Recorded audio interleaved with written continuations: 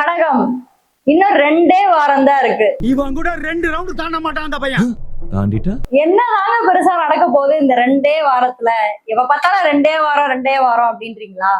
June 1 அன்னைக்கு மிகப்பெரிய ஒரு மாற்றமானது இந்த ஒரு பிரபஞ்சத்துல நடக்க இருக்கு. அதாவது குரு பகவான் 12 வருஷம் கழிச்சு உங்களுடைய ராசிக்கு தேவ குரு ப்ரஹஸ்பதி 12 வருடம் கழிச்சு கடகராசிக்கு உச்சமாக போறாரு.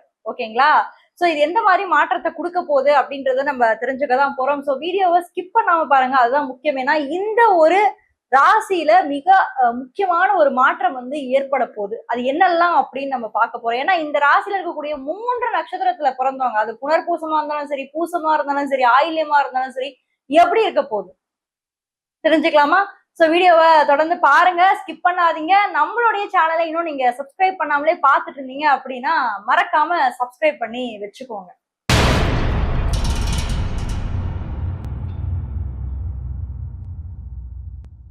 கடகராசி காலச்சக்கரத்துடைய 4வது ஒரு ராசி.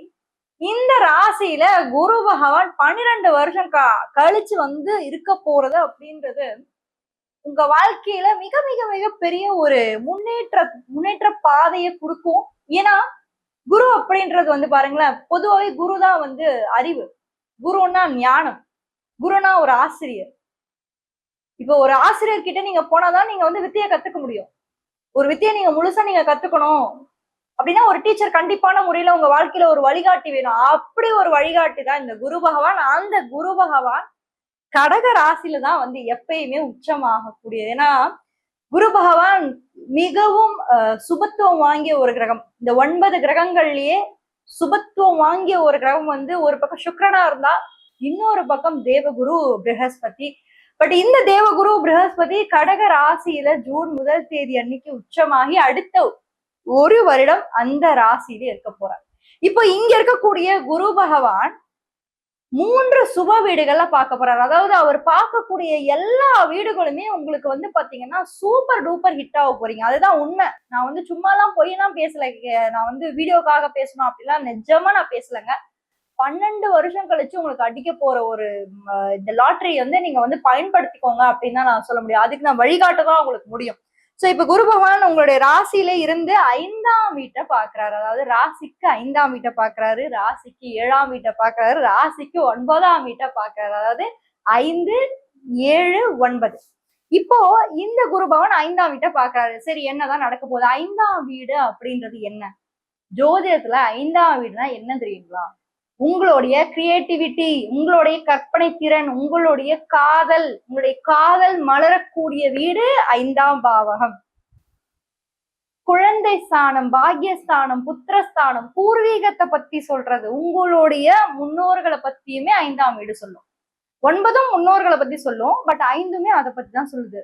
அதே மாதிரி இந்த 5, 7 காம்பினேஷன் இந்த இடத்துல வருது இல்லைங்களா? நிறைய பேர் கடகராசிக்காரங்க லவ் மேரேஜ் தான், விருப்பப்பட்ட திருமணம் தான். 5, 7 காம்பினேஷன் வந்துட்டாலே உங்களுக்கு குருபலம் வந்துருச்சுரா அப்படின்ற மாதிரிதான். தடைப்பட்ட திருமணம். என் பொண்ணுக்கு நான் பார்த்துட்டே இருந்தேம்மா, எனக்கு பொண்ணுக்கு மாப்பிள்ளையே வரனே அமைய மாட்டேங்குது, 3 வருஷமா பாக்குறேன், 10 வருஷமா பாக்குறேன், எதுவுமே அமையல அப்படின்னா இப்ப பாருங்க, டக்குன்னு முடிய போகுது. இந்த 1 வருஷத்துல எதை தொட்டாலுமே வெற்றி. 5, 7, 5ன்றது காதல், 7ன்றது திருமணம், தொட்டாலே ஜெயம்தான் அப்படின்ற மாதிரிதான் உங்களுக்கு அடுத்த 1 வருஷத்துக்கு இருக்க போகுது. சரி, இதுதான் குரு பகவான் பண்றாரு அப்படின்னு கேட்டீங்கன்னா இல்லை. இன்னும் ஒரு முக்கியமான ஒரு சிறப்பு பார்வை இருக்கு. என்னன்னா கடகராசியில உச்சமாகக்கூடிய இந்த குரு பகவான் தன்னுடைய 9ஆம் பார்வை, 9 அப்படின்றது சிறப்பு பார்வைங்க, தன்னுடைய 9ஆம் பார்வை மூலமா 9ஆம் வீட்டையே பாக்குறாரு. இதுதான் சூப்பர் டூப்பர். அப்போ தந்தைக்கும் உங்களுக்கும் இருக்கக்கூடிய அந்த உறவுல ஒரு நல்ல இருக்கும். இப்ப உங்க அப்பா விட்டு பிரிஞ்சுட்டீங்கன்னு வச்சுக்கோங்க, ஒரு 5 வருஷம் 10 வருஷம் நான் பிரிஞ்சுட்டேங்க, என்னால பார்க்கவே முடியல, அவர் எங்க இருக்காரோ ஏதா இருக்காரோ, என்ன ஆச்சோ ஏதாச்சோ, நானும் பெருசா இதுவால அப்படின்னா இப்போ உங்களுக்கு அந்த கனெக்டிவிட்டி கிடைக்கும். உங்க பூர்வீகத்தோட நீங்க கனெக்ட் பண்ற ஒரு கனெக்டிவிட்டி இப்ப நெக்ஸ்ட் ஒரு 1 இயர்ல உங்களுக்கு கிடைக்கும். இன்னும் சொல்ல போனா உங்களுக்கு மிடில் ஏஜ்ல நீங்க எல்லாம் இருக்கீங்கன்னு வச்சுக்கோங்க, ஒரு 35 to 60 இயர்ஸ்லாம் இருக்கீங்க அப்படின்னா உங்க பூர்வீகத்தோட நீங்க கனெக்ட் பண்ணக்கூடிய ஒரு டைம் பீரியட் அடுத்த ஒரு வருஷம். சொத்து சுகம் வாங்கக்கூடிய ஒரு டைம் பீரியடும் அடுத்த ஒரு வருஷம் தான். ஏன்னா குருவோட பார்வை வந்து 9ஆம் பார்வை வந்து சிறப்பு பார்வை. அதுல இந்த 9ஆம் வீட்டையே பாக்குறது அப்படின்றது அதி சிறப்பு வாய்ந்த ஒரு விஷயம். இதை நம்ம கவனிக்கணும். ஏன்னா நிறைய பேரை நம்ம ஜோதிடத்துல நம்ம என்ன பாக்குறோம்னா, குரு பயிற்சி நடக்குதுன்னு சொல்றாங்க, ஓகே. ஆனா அந்த பார்வைகளை பத்தி இங்க யாருமே பேசுறதே இல்லையே. பார்வைகளுக்கு முக்கியத்துவம் கொடுக்கறதே இல்லை. ஏனென்றால் குரு வந்து அவர் எந்த வீட்டுல அமர்ந்திருக்காரோ, ஒரு பேச்சுக்கு சொல்றேன், எந்த வீட்டுல அமர்ந்திருக்காரோ அதை விட அவர் பாக்குற வீட்டுக்கு தான் பலம் அதிகமாம் அப்படின்னு வந்து ஜோதிட நூல்கள் இருக்கு. ஏன்னா அவரோட பார்வை அப்படின்றது எல்லா வீடுகளையும் வந்து சுபத்துவமாக்கும். அது ஒருவேளை வந்து இப்போ வந்து மறைவு ஸ்தானம் சொல்லக்கூடிய 3, 6, 8, 12 இந்த மாதிரி வீடை பார்த்தா கூட அது வந்து ஒரு சுபத்துவமா தான் மாத்துவாரே தவிர அது பாவத்துவமா அவர் மாத்த மாட்டாரு. குருவோட பார்வை அவ்வளவு சிறப்பு. ஆனா சில நேரங்கள்ல நம்ம ஒண்ணு கவனிக்கணும், சனியோட பார்வை கண்டிப்பா பிரச்சனையை கொடுக்கும். சனி வந்து தன்னுடைய நீச்ச வீட்டை பாக்குதுன்னு வைங்க. சில நேரங்கள்ல நீச்ச வீடுன்னு நான் சொல்றது வந்து மேஷம், சிம்மம் இதெல்லாமே அதுக்கு வந்து சுத்தமா பிடிக்காது. விருட்சகமும் ஒரு மாதிரி நீச்ச வீடுன்னு வச்சுக்கோங்க. இந்த மாதிரி வீடுகள் எல்லாம் சனி பகவான் வந்து பார்க்கும்போது அவ்வளவு நல்ல பலன்களை கொடுக்கறதே கிடையாது. ஆனா நம்ம குரு பகவான் என்ன பண்றாரு, என்னதான் நீச்ச வீடு மகரமா இருந்தாலும் கூட அவருடைய சுபத்துவம் வாங்கிய அந்த 7ஆம் பார்வை நல்லது மட்டும்தான் செய்யறாரு. சரியா? சோ அப்படி இருக்கக்கூடிய இந்த காலகட்டத்துல கடக ராசிக்கு காதல் திருமணம், திருமண யோகம், பூர்வீக சொத்து, பாக்கியம், அதிர்ஷ்டம், திடீர் இடமாற்றம் எல்லாமே காத்துக்கிட்டு இருக்கு. அடுத்த ஒரு வருஷத்துக்கு உங்க காட்டுல தாங்க மழை. கவலையே படாதீங்க, உங்க காட்டுலதான் மழை. சரி, ஓகே. இப்ப இந்த கடக ராசியில மொத்தம் 3 நட்சத்திரங்கள் இருக்குன்னு சொன்னேன் இல்லைங்களா? பூசம் இருக்கு, புனர்பூசம் இருக்கு, ஆயில்யம் இருக்கு. இப்ப இந்த பூச நட்சத்திரம் வந்து சனி பகவானோட ஒரு நட்சத்திரம். சனி உங்களுக்கே தெரியும், சனி யாரு அப்படின்னு உங்க எல்லாருக்குமே தெரியும். சோ சனி வந்து கர்ம காரகன். நம்மளுடைய ஜோதிட விதிப்படி சனிதான் வந்து கர்மத்தின் கடவுள், சனிதான் வந்து கர்ம காரகன். அப்படின்றதுனால இந்த பூச நட்சத்திரம் வந்து ரொம்பவே க்ளோஸா கடகராசியோட கனெக்ட் ஆயிருக்கு.